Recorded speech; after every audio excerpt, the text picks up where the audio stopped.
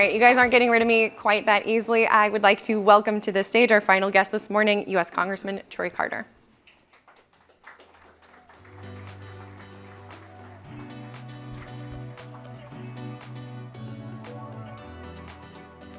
Come on out. Hello, hi. Good to see you. Thanks for being here. How's everybody? Good. I have to admit, I feel like we've been hanging out all weekend. I tell you. Because your Happy Mother's Day signs were all along the second line. Oh, New wonderful. Happy belated Mother's Day to all the wonderful mothers in the audience and beyond. So, yes. Thank you. Fantastic. Thanks for being here. Congressman, under Governor John Bel Edwards, we saw Louisiana pledge net zero emissions by 2050. Things are a little different under Governor Jeff Landry, who talks more about balancing industry with the environment. Where do you want to see Louisiana headed? I want to continue to see what Governor Edwards talked about. I want to do what the Biden-Harris administration talks about, making sure that we have cleaner, greener environment where people can have the opportunity to live. Now listen, they're not mutually exclusive. You don't have to be anti-industry to be pro-community, but you have to begin with community. You have to begin with healthy, safe communities that are free from emissions and toxins. And that requires all hands on deck. We don't have to be anti-business. We don't have to say that we don't like industry. Industry has to recognize that its number one and most significant commodity is its people.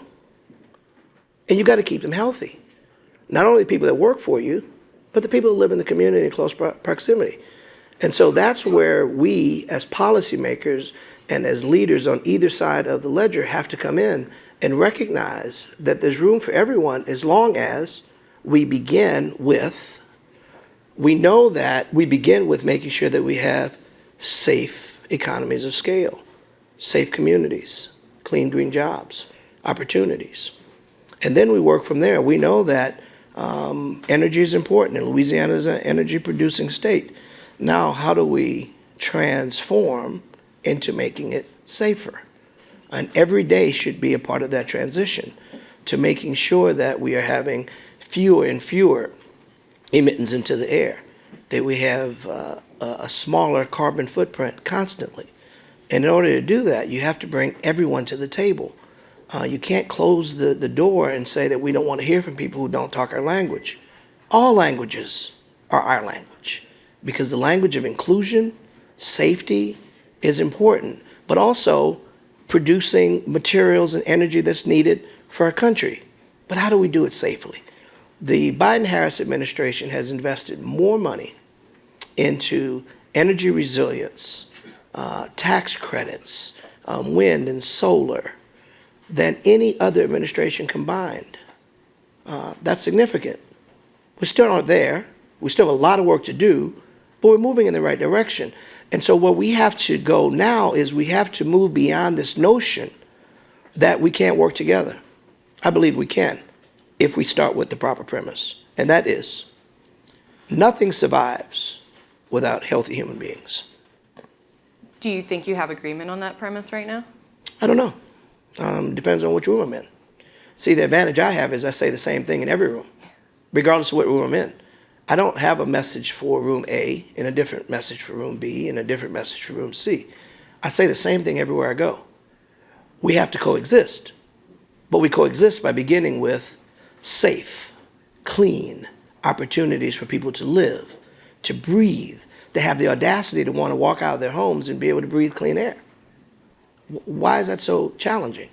I understand we use the materials that are made, and they're essential. I understand our place as a global leader. I understand our strategic reserve of oil and gas. I understand all that. Let's do it better. Let's do it cleaner. Let's take advantage of the new ways to produce, utilizing our natural resources, utilizing the Gulf, utilizing wind and solar. Billions, hundreds of billions of dollars to our country. And Louisiana has been the beneficiary of a lot of that money, from the Deep South Center for Environmental Justice to all of the plethora of organizations out there. We recently did a partnership with Entergy to make sure that we're working on resiliency, hardening our grid, making sure that it's safer so when storms come, We aren't doing the same thing over and over again. And what's the definition of insanity? Doing the same thing over and over again, expecting a different result. We got to do something different. We've got to invest on both sides, industry and community, to make sure industry is incentivized to do the right thing and to continue with research and development to do it cleaner, greener, and safer. We've got to listen to the community because they are the greatest stakeholders and not put them in the back room, but bring them to the front room and sit down and talk about where we are. How do we get here? It doesn't have to be this clashing of the titans, but it gets to be that way if people are not invited to the table. Naturally, what happens is there's a degree of mistrust. There's a degree of faith lost, and we can do better. So you ask, how does that fit in rooms? I don't know. Some days are better, some days not so good, but I'm consistent and I don't lie, and I'm going to tell people not necessarily what you want to hear, but what needs to be said and what needs to be done. And I'm very proud of the Biden-Harris administration, not only for the money that they've invested, but also our administrator, Michael Regan, who's been in Louisiana probably more times than we've ever had an EPA administrator on the ground in Louisiana, to meet with industry, to meet with individuals, to meet with communities. And at the end of the day, coexistence becomes the continued order of the day, with coexistence being every step that we make, every dollar that's spent on research and development, every avenue that's there for tax credit, for an opportunity for new industry to convert to cleaner, greener energy. I was just out with christened a boat, participated in christening a boat, the Edison Schwest, a multi-billion-dollar vessel that its sole purpose is to supply and service wind, and that's where we need to go. We have, Louisiana is strategically placed. We have oil platforms that are perfectly situated. We've got the infrastructure in place to convert them to wind and solar. So we've got to take advantage of that, and one doesn't necessarily have to deplete or kill the other. One should make the other better. And when the other's better, the community's better. You use the word trust in there. I want to dig into that just a tiny bit. There's, the region just south of us, Cancer Alley. How do we, just invoking the community trust issues that we've seen develop there, how do we make sure that clean energy is clean, is doing what it says industry is saying it's doing?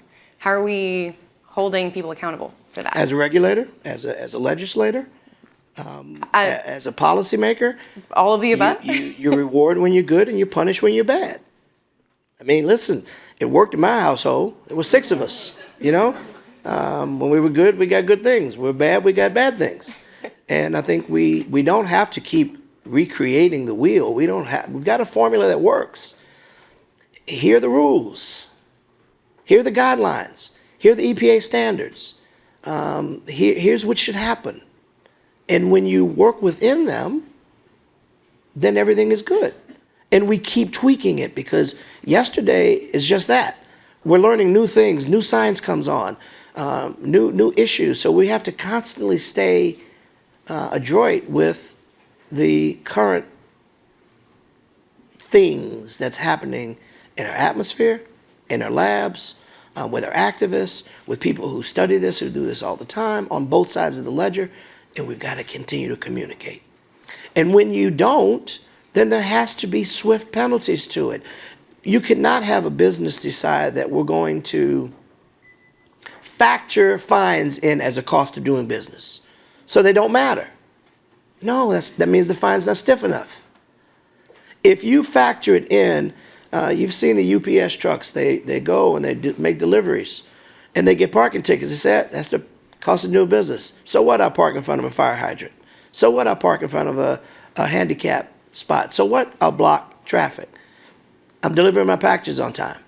No, you don't do that, because you are still impacting other businesses, other people, other individuals. So your paradigm and your formula cannot factor in pollution. You can't factor in deaths and harmful emissions. So people that don't do right should be punished swiftly and solidly so as to deter and discourage them from violating. And those who do well, we should embrace, thank them, recognize them as a community partner. It's really not that difficult. Spoil the child, spare the rod, spoil the child.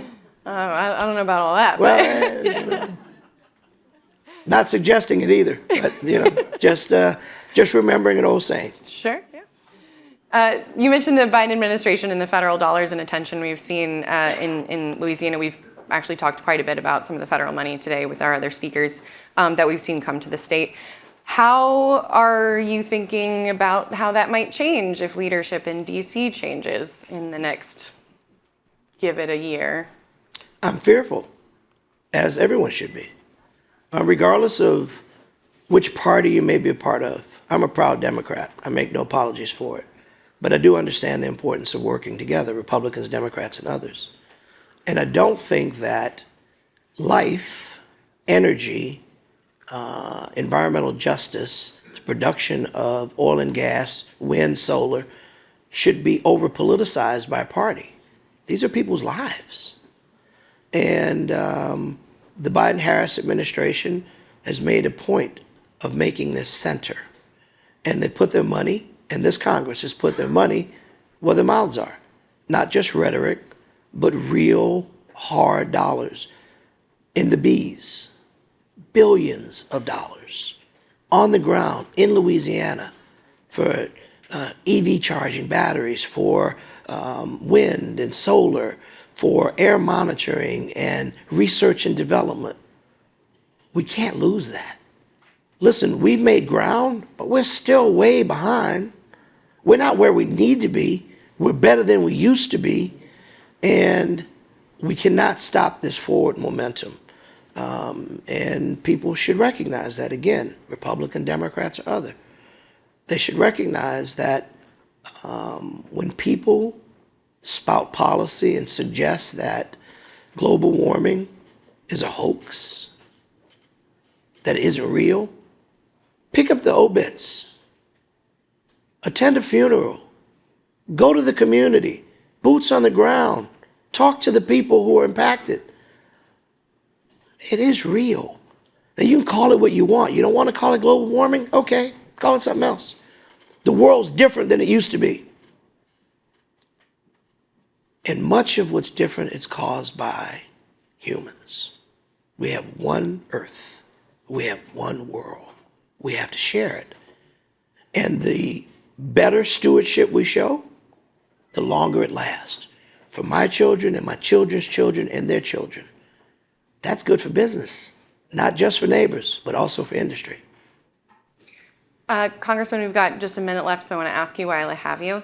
The redistricting map situation we're seeing continue in federal court. How would you like to see that end? I'd like to see it end with a reflection of the state's growth. We have reapportionment every 10 years through our census, and it is intended by law to take into account the ebbs and flows of population shifts. And the population shifts are what they are. It's just math, as I've always said. Math is math. And the map should reflect what Louisiana has. If African Americans represent roughly 1/3 of the state, and we have 6 members of Congress, basic math. Now, when that reflection takes place, it doesn't say Republican or Democrat. It says people, and it doesn't say that you shall, you must. Remember, it doesn't say you shall, you must. You can vote for whoever you want. But the map should always reflect the demographics of the people that live in the state of Louisiana.